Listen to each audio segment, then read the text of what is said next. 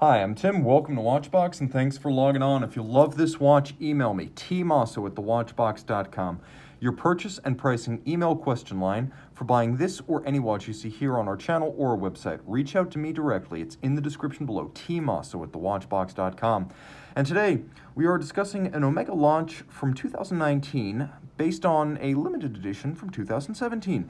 This is the Omega Aqua Terra Worldtimer, distantly part of the Seamaster family. It is 43 millimeters by 14.2 millimeters thick from lug to lug, 50 millimeters with a 21 millimeter span between the lugs. Now throw it on my wrist, 16 centimeters in circumference, and you can see the watch wears well. Wolfgang of the Tim Mosso Facebook group, this wrist shot is for you because I know you specifically requested this video. I'd recommend this watch for a wrist of 15 centimeters circumference or larger, not because it's going to overlap the edge of your wrist on a smaller wrist, but because it is fairly substantial, thick, and heavy. So the timepiece looks good on 16 or 15. It is a large Aqua Terra because there is a lot of apparatus inside the case. Taking a quick look at the bracelet, it's a fun piece. Pivoted end links mean that the actual lug-to-lug span of the case is the distance across the wrist. And you can see that the bracelet itself, 3-link but not derivative of the Rolex Oyster, polished centers, staggered link alignment, polished outer faces, removable links fixed by screws, and you can see that there's a half link built in on each side of the clasp. Clasp, double folding, stainless steel like the bracelet in the case, twin trigger release. This one's going to stay closed until you press both triggers. It snaps shut, outstanding tolerances, outstanding condition as you can see. And this is the well-known Seamaster and Speedmaster case. It's been around since the mid-60s. You have the lyre style lugs, the bevels that turn inward, and then bevels that turn outward that expand into a large polished plane as we move from the mid-case to the ends of the lugs. Longitudinal satin finish on the case, and then a conical bezel that you can see is slightly stepped in from the case flank to diminish the apparent mass of the watch. Then it has a polished conical plane terminating at the sapphire, which covers a dial that is in many regards the most elaborate you can find in a standard Omega watch without going with the skeleton, a tourbillon, or one of the specialties timepieces. This is pretty intricate. As outboard, you have reference cities for the 24 principal time zones of the world, and of course you could see that Paris has been replaced with Bienne, or Biel, the home city of Omega. The timepiece also features the Teak Deck concept of the standard Aqua Terra, but highly elaborated with larger individual planks. Now the style is a dark metallic blue, and you can see that there are applique indices that have a little bit of an off-white coloration to their lume. So that is not strictly a key lime or white luminova, nor is it a fauxtina. It's just a slightly darker off-white color to add some warmth.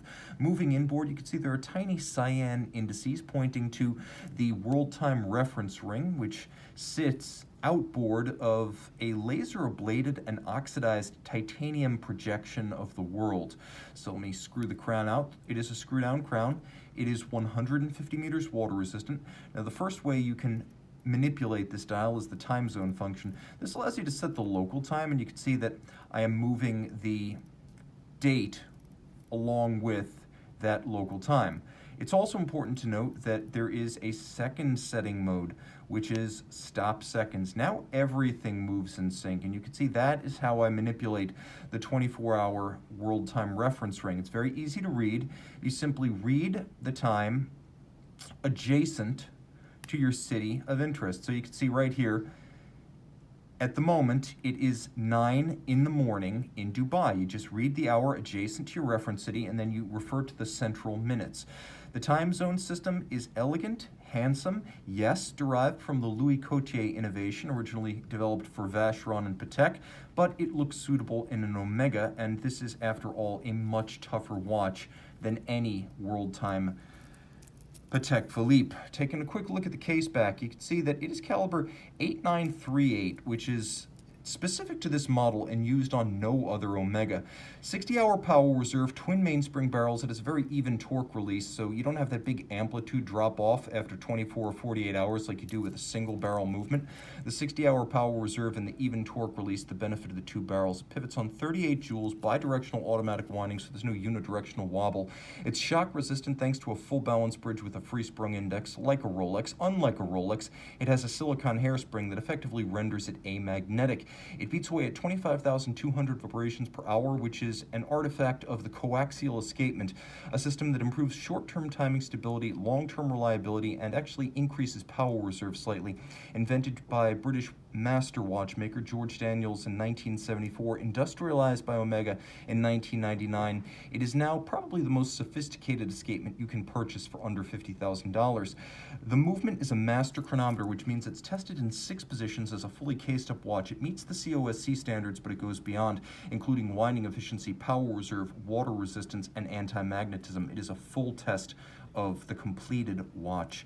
Email tmosso@thewatchbox.com for purchase and pricing details. Back with the Seamaster Aqua Terra Worldtimer.